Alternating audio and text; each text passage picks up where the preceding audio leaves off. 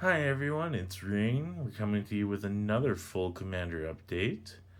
Honestly, I've been enjoying this deck a little too much, so I figured I would skip the light goal that I posted on the original short and just go straight into the actual video.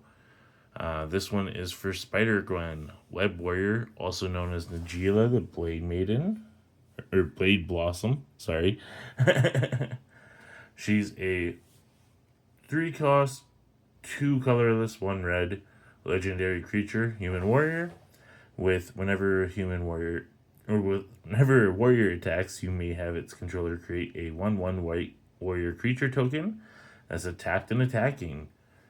And it has Wooburg, untap all attacking creatures. They gain trample, lifelink, and haste until end of turn. After this phase, there is an additional combat phase. Activate only during combat. So, very gimmicky. I'm just going to show off one little bit here because honestly, there is a perfect setup here. So, I am going to show it. It does involve Najeela, or SpiderGwen. It does involve Lightning, Army of One. Another 3 cost, 1 colorless, 1 red, 1 white, also a 3/2. Human Soldier, first strike, trample, lifelink with stagger. Whenever lightning deals combat damage to a player until your next turn, if a source would deal damage to that player or a permanent that player controls, it deals double that damage instead, which is gross.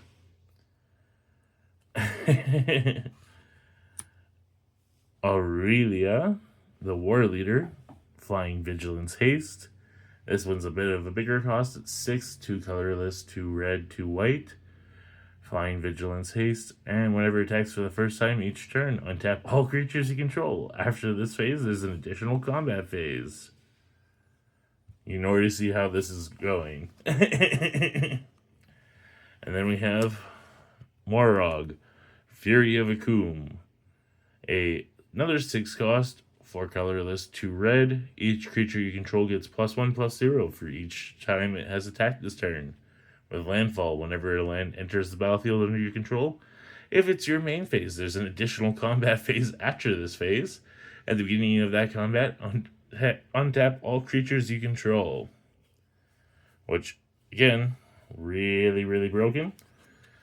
And then you can add in, I do have a bunch of other ones that do play well off of it. I will go in and I will show those as we go. But in the meantime, I do have 2 other cards that goes with this. We have Conspiracy. Enter the battlefield, choose a creature type. Creatures you control are the chosen type. The same is true for creature spells you control and creature cards you own that aren't on the battlefield. AKA, so you can get yourselves all of the soldiers. And then the final one for the perfect play on this. There's other cards that make this all really stronger. Savage Beating. If I had Helm of the Host, I could make it so it has an infinite combo of attack phases. Otherwise, with how this sets up, I can get roughly about 6 attack phases, I do believe. Cast this spell only during your turn and only during combat. Choose 1. Creatures you control gain double strike until end of turn. Or untap all creatures you control. After this phase, there's an additional combat phase. Entwine 1 and 1 red. So as you can see, this has a really gross combo that can really pop off. But we are going to take these away. And we are going to go into the rest of the cards. Let's throw Najeela over here. Or SpiderGwen. And honestly, I have all of the stacks here. I'm going to start off with... Let's go with the artifacts first. Could be nice and fun. We have Pinnacle's Storage. Artifact 1 and 2 white. When this artifact enters, exile all artifacts and creatures with mana value 2 or less until this artifact leaves the battlefield. It's really, really gross and mean, especially when you have someone who has a bunch of counters on the field.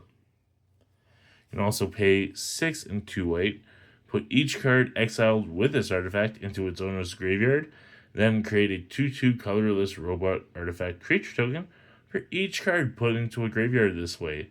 Sacrifice this artifact. So you can get some really big production and boost.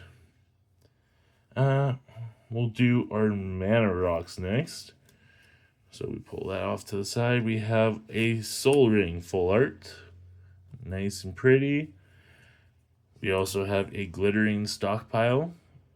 A 2-cost, or 2 colorless, 1 red, with a treasure. Tap, add 1 red, put a stash counter on Glittering Stockpile, and then tap, sacrifice Glittering Stockpile. Add X mana of any 1 color, where X is the number of stash counters on Glittering Stockpile. So you can get some really good production of mana there. And then our last mana rock in this one is a Timeless Lotus. Just pulled this in one of our previous shorts, if you noticed. It went directly into this deck. We also have a Archaeomancer's Map. Enters the battlefield, search your library for up to 2 basic plains cards, reveal them, put them into your hand, and shuffle. And whenever a land enters the battlefield under an opponent's control, if that player controls more lands than you, you may put a land card from your hand onto the battlefield. Really help when your opponent's ramp and you have some lands to spend. And then the last one is one of our fetch cards, Tamio's Journal. At the beginning of your upkeep, investigate. Create a clue token with 2, sacrifice this token, draw a card. And then I can tap, sack 3 clues, search your library for a card, put that card into your hand, then shuffle. I really like this because it's literally a multi-use search card. You get to go through and you get to pick cards every couple of turns.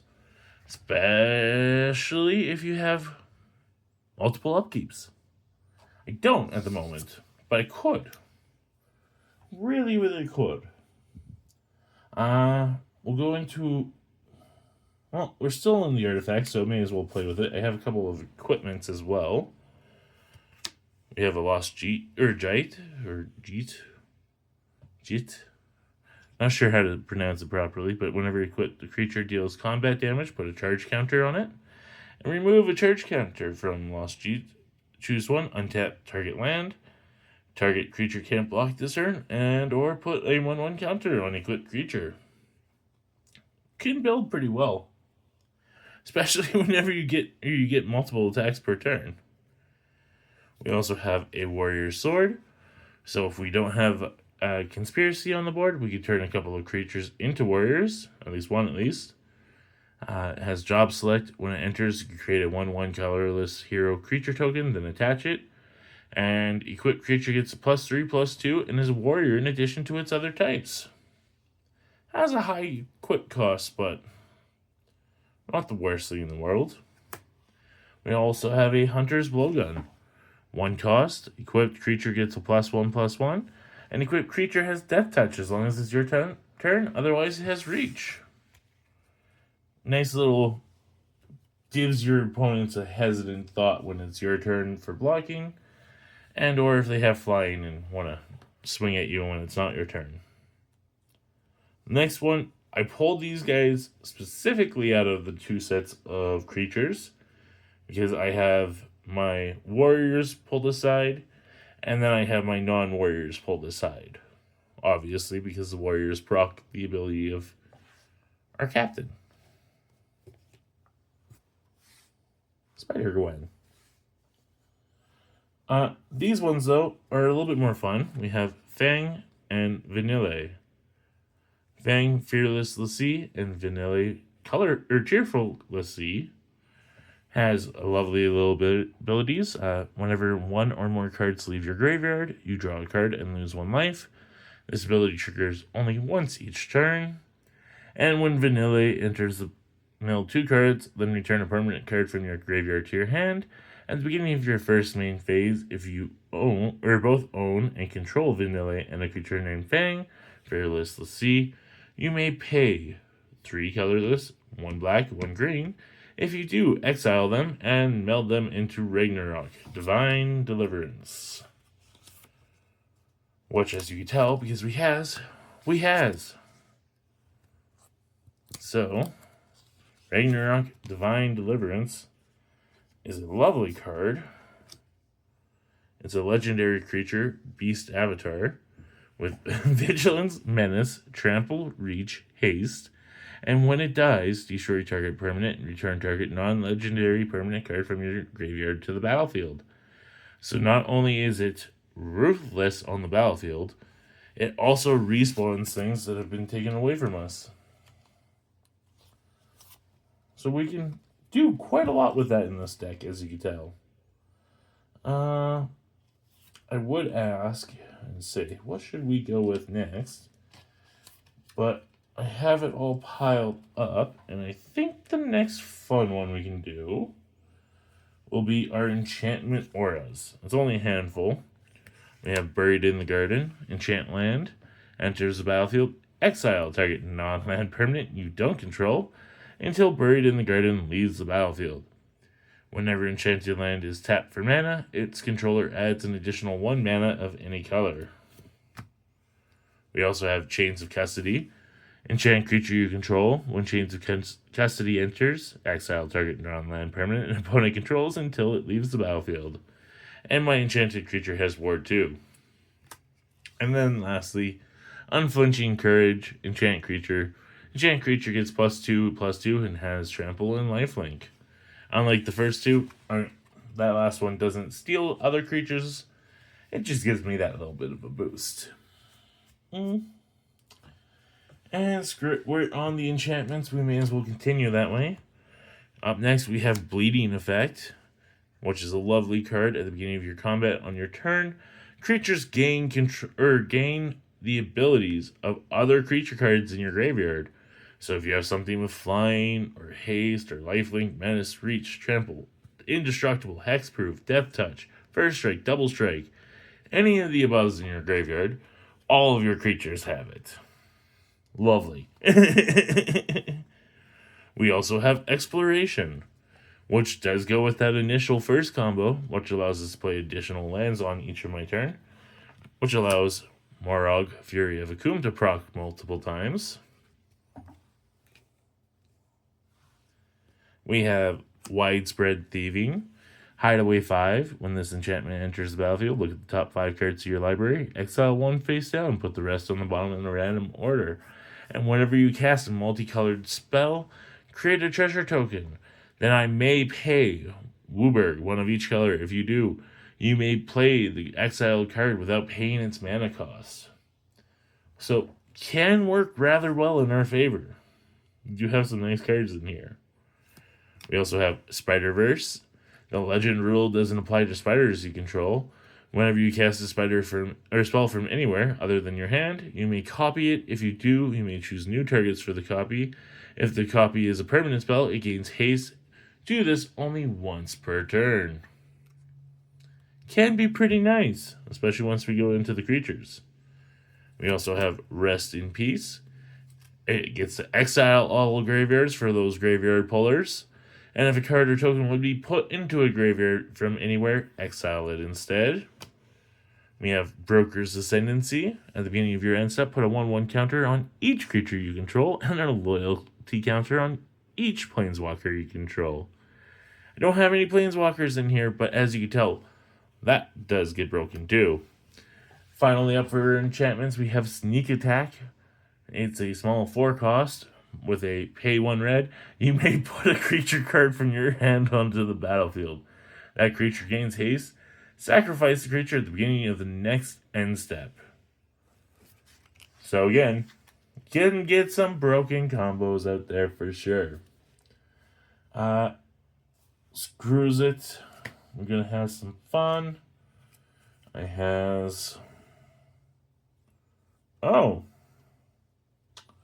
Apparently, I made some mistakes. So bear with me. I missed some enchantments. Luckily enough, we're still in this. We also have Propaganda. Creatures you control can attack you unless their controller pays 2 for each attack. Creature.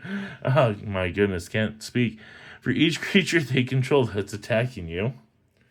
Laid to rest. Whenever a human you control dies, draw a card. And whenever a creature you control with a 1/1 counter on it dies, you gain +2 life. We also have Kermametra's Favor, enchant creature. Enters the battlefield, draw a card, and I get to tap for mana of any color to my mana pool. And then finally, Confounding Conundrum, very lovely card.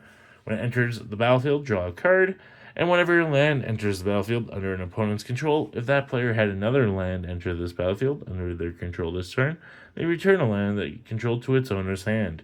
It's lovely for that extra bit of control on other people's fields when they are trying to mana ramp. Screw it. We'll do a quick fly through these. We just have some basic and pretty lands. Just show you a whole bunch of them. See if there's any that you guys like, any cool ones. Show you the different pretties. I'm not going to go through and describe because they're basically all, well, they're all basic except for like 2. But some pretty ones all the same. That said, we also do have some funner ones. I did say funner. We have Adventures Inn. When this land enters, you gain 2 life, add a colorless. Opal Palace, foil, add colorless, or pay 1, add 1 mana of any color in your commander's color identity. If you spend this mana to cast your commander, it enters the battlefield with a number of additional 1/1 counters on it equal to the number of times it's been cast from the commander zone this game. Again, low-cost commander that could come into some big handy. Then we also have Path of Ancestry. Enters tapped, add 1 mana color of any color in your commander color's identity. When that mana is spent to cast a creature spell that shares a creature type with your commander, scry 1. Then we have a Maze of Ith. Untap target attacking creature. Prevent all combat damage that would be dealt to and dealt by that creature this turn. Saved me so many times. And honestly, I do have these as well. They are the Spider Full Arts lands, which are rather pretty. I did want to put them aside just to show those as well. Just kind of on my own personal side. Been putting it off. Let's go right into the creatures. We'll start off with the non-warriors, because we have some fun ones, and then we'll go into the warriors, and then end it off with the instants and sorceries. And just by that point, if you guys are enjoying it at this time, most people aren't actually watching or subscribing to the channel or going all the way to the end. So we do appreciate you. And if you do enjoy, hit that like, hit that subscribe, as we are trying to get to 500 and grow this channel up to something higher and bigger. That being said, we'll get back into it. We have Sin, Spear as Punishment, next. A bigger creature, 4 colorless, 1 black, 1 green, 1 blue. Leviathan of Avatar, creature from Final Fantasy, flying. Whenever it enters or attacks, exile a permanent card from your graveyard at random, then create a tap token that's a copy of that card. If the exiled card is a land card, repeat this process. So as you can tell, nice little bit of a punishment for others when they destroy my field. I can bring things back. We also have Alexios, Deimos of Kosmos, Human Berserker 4/4. Love him, one of my favorites, because he has trample, and each turn he has to attack. Can't be sacrificed and can't attack its owner. But at the beginning of each player's upkeep, that player gains control of Alexios, untaps it, and puts a 1/1 counter on it. It gains haste until end of turn, which gives it such a broken ability that it just starts swamping everyone. Next up, we have King Darien. And I forget what it was. I think it's like 32nd or something along those lines. Or 18th. No, it's like 32nd. Other creatures you control get a +1/+1. Put a +1/+1 counter on King Darien and create a 1/1 white soldier creature token. Sacrifice King Darien. Creature tokens you control gain X-proof and indestructible until end of turn. So we get to produce some more soldiers, which with Conspiracy turn into warriors, and then all of our tokens get indestructible if we sacrifice our lovely King Darien. To go with King Darien, we also have Queen Elenel of Ruadoc. I pronounced that so poorly. But her power and toughness are equal to the number of creatures I control, which, as we get up in the ramp, is so broken, especially since it's only a 3-cost, 1 green, 2 white. And if one or more creature tokens would be created under your control, those tokens plus a 1/1 white soldier creature token are created instead. So we definitely ramp in this one. Next up, we have Torsten, founder of Benelia. Enters the battlefield, reveal the top 7 cards of your library, put any number of creatures and or land cards from among them into your hand, and the rest onto the bottom of your library in a random order. And when they unfortunately pass, create 7 1/1 white soldiers and send them off to battle. And then following up with that, we have Tori Diavent, Fury Rider, a 1 colorless, 2 red, 1 white human knight with vigilance and trample. And whenever they attack, all other attacking creatures you control get a +1/+1 until end of turn. Other red attacking creatures you control gain trample until end of turn. And I untap each other white attacking creature I control. So after everything is said and done, my red ones get trample and my white ones get untapped. We also have, out of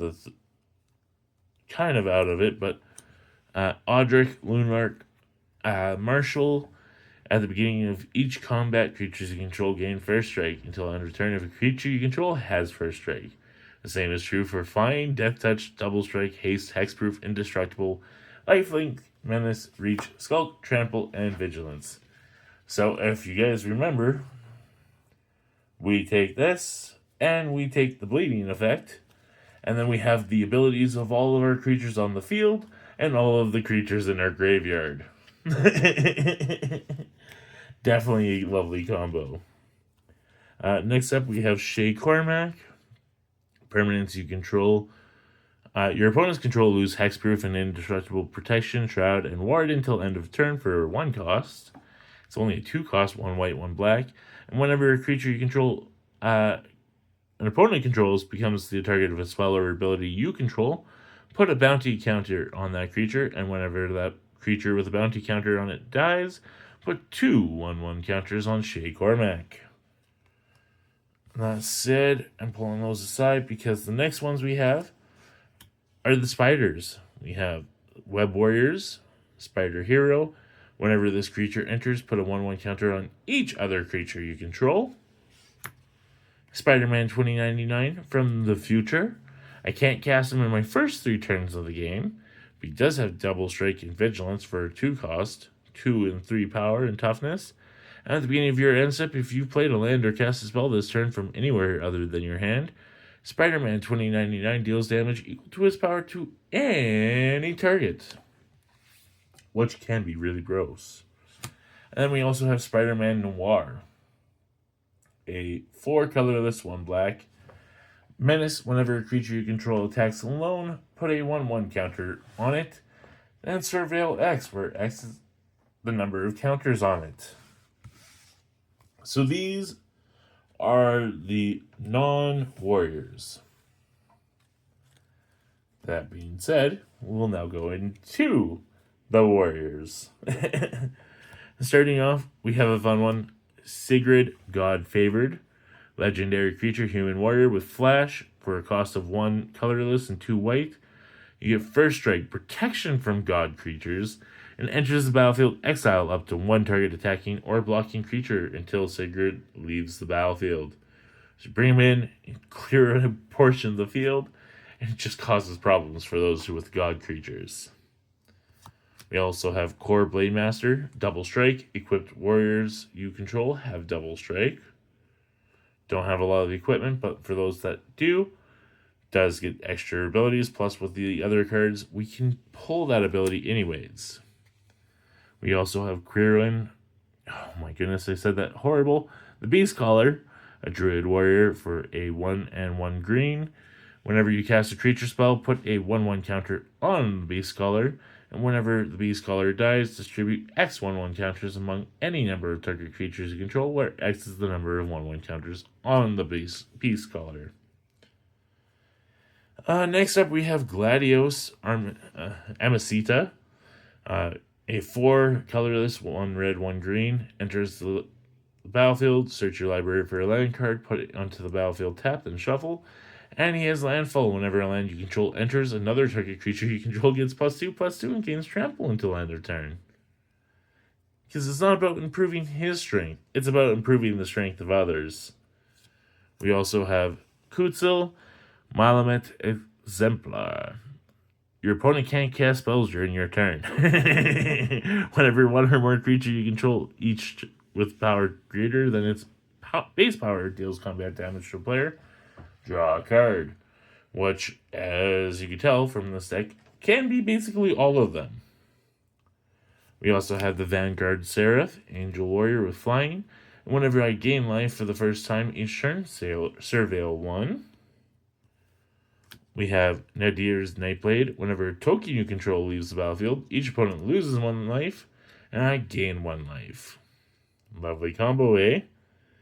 We also have the Tuskguard Captain, a 2 and a 1. Outlast 1, put a 1/1 counter on this creature, and each creature you control with a 1/1 counter on it has trample. So if I don't have the cards to give my other abilities, I can still give my others abilities. We also have Titus, Blitzball Star, because why not? Whenever an artifact you control enters, put a 1/1 counter on Titus, and whenever he attacks, tap target creature an opponent controls. We also have Kimahri, Valiant Guardian, Vigilance Cat Warrior, with Ronso Rage. At the beginning of combat on your turn, put a 1/1 counter on Kimahri and tap target creature an opponent controls. Then you may have Kimahri become a copy of that creature, except its name is Kimahri Vigilant Guardian, and it has Vigilance and this ability. It's a very interesting version. It's kind of like a Deadpool, just there's no downfall to it.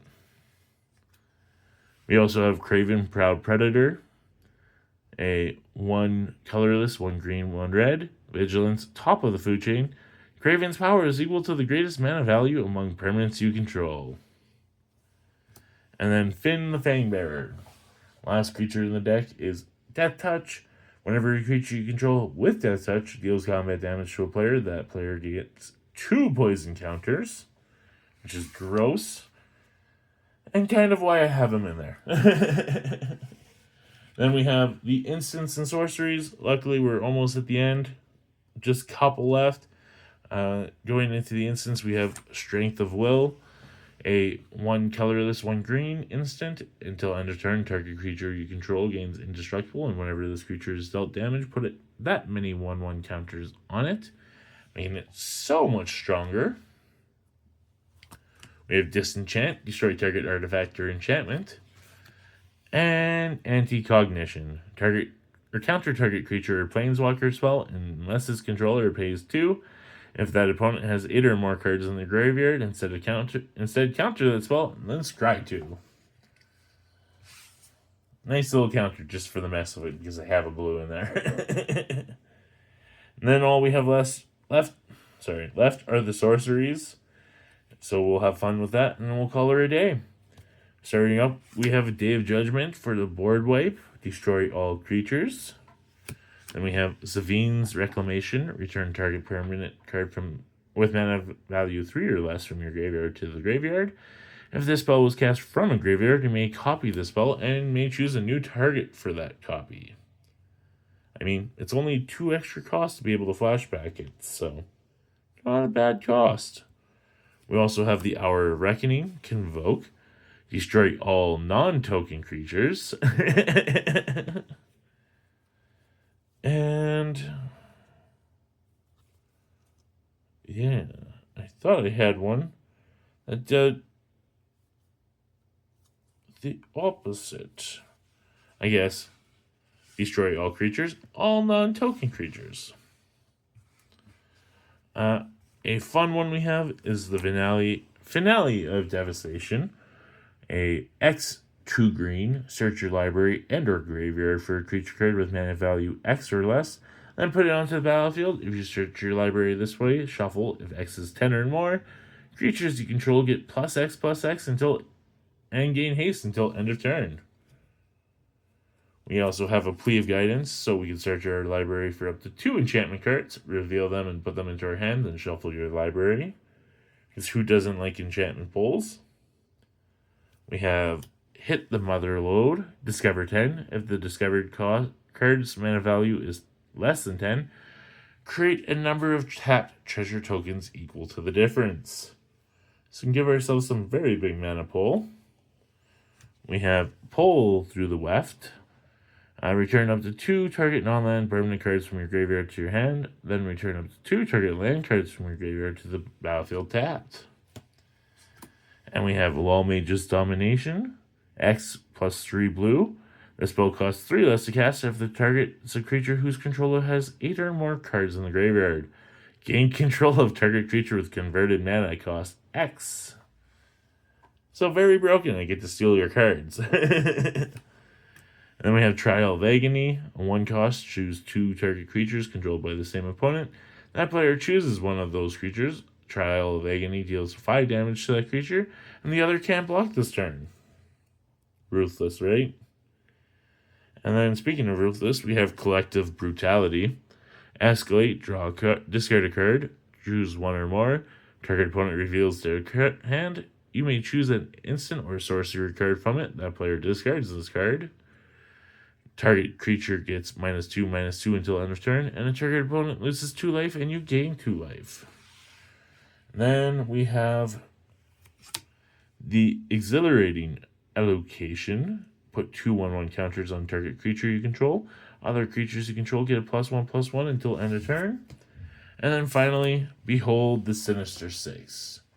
Return up to 6 target creatures cards with different names from your graveyard to the battlefield. For a 7 cost, just getting to pull 6 random cards from your graveyard not even random, 6 targeted cards from your graveyard to the battlefield without having to pay their mana costs. This is an incredible card. That being said, definitely one of the ruder decks I've ever made. Shout out to SpiderGwen Web Warrior, aka Najeela the Blade Blossom. This is going to be a fun one, and honestly, I look forward to making new decks and sharing them with you guys. If you do enjoy the content, please hit that like and subscribe, because we are on the road to 500, and cannot do it without you guys. Hope you have a wonderful rest of your day, and we will see you next time. Peace.